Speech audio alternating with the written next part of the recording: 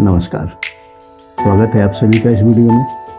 और आज के वीडियो में हम लोग बात करने जा रहे हैं, मतलब अध्ययन करने जा रहे हैं ईसाई धर्म से जुड़े हुए कुछ खास बातों का।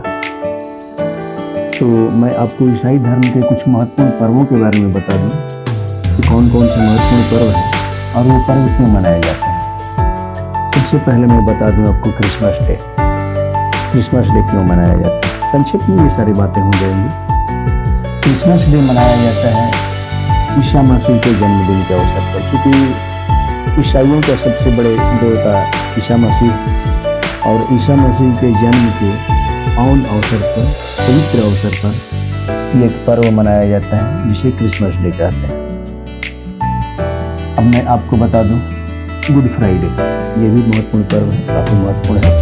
गुड फ्राइडे क्यों मनाया जाता है? गुड फ्राइडे दरअसल इसलिए मनाया जाता है क्योंकि ईसा मसीह को इसी दिन सलीब पर लटकाया गया था।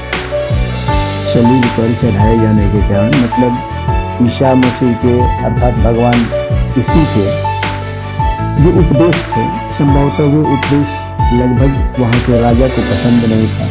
उस राजा के हिसाब से धर्म विरोधी उपदेश था। राजा को इससे नाराजगी थी।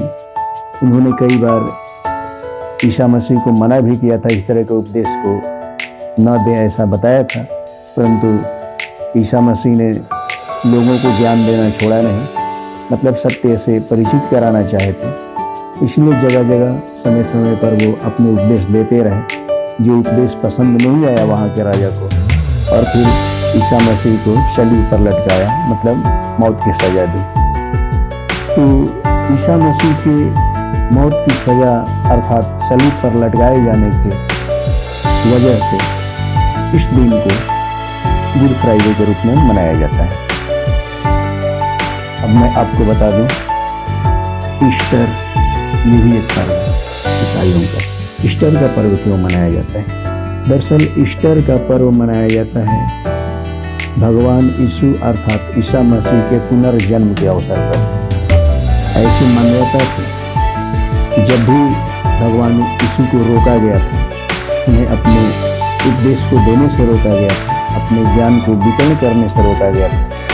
कई बार उन्हें मौत की धमकियां भी मिली थी। उन्होंने अपने मानने वाले अपने अनुयायियों से कहा था कि आप घबराइए नहीं, अगर मुझे कुछ हो भी जाए, अर्थात मैं मर भी जाऊं, तो मैं फिर से जन्म लूंगा। ठीक जिस समय ईसा मसीह को सलीब पर लटकाया गया, उन्हें मौत की सजा दी गई, उसके ठीक 2 दिन बाद ऐसा माना गया कि भगवान ईसा का दोबारा जन्म हुआ है। अतः शुक्रवार के दिन जब सलीब पर लटकाया गया, अर्थात 2 दिन बाद भगवान यीशु का पुनर्जन्म के रूप में मनाए जाने वाला एक पर्व, जिसे मैंने कहा था ईस्टर, ये ईस्टर का पर्व मनाया जाता है।